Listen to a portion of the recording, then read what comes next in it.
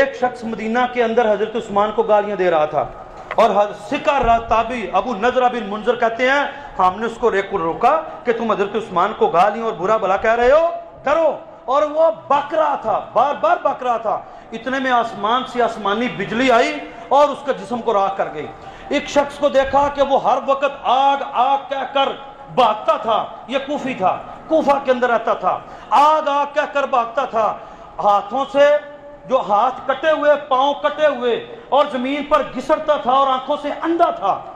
اس سے پوچھا گیا، اس نے کہا کہ میں نے دیکھا کہ جب میں عثمان کے قاتلین میں شامل تھا، جب میں نے ان کی بیوی نائلہ کے منہ پر تھپڑ مارا، حضرت عثمان نے مجھے کہا اللہ تیرے ہاتھوں کو توڑے، اللہ تیرے پاؤں کو کاٹے اور تیری آنکھوں کو اندھا کرے اور تجھے آگ کا عذاب دے۔ میں نے آگ دنیا میں دیکھی ہے، ہر وقت جہنم دیکھتا ہوں، اور آنکھوں سے جو ہے وہ اندھا ہوں، اور ہاتھ میرے کٹے ہوئے ہیں اور ٹانگ میری کٹی ہوئی ہے۔ ایک شخص بھی عثمان غنی بلکہ حضرت علی رضی اللہ تعالیٰ عنہ کہا کرتے تھے اللہم لعن اللہ، اے اللہ تو لعنت فرما قاتلین عثمان پر، تری کے اندر، خشکی میں، پہاڑوں پر، جہاں جہاں وہ موجود ہیں، اے اللہ قاتلین عثمان کے اوپر اپنی لعنت کو برسا۔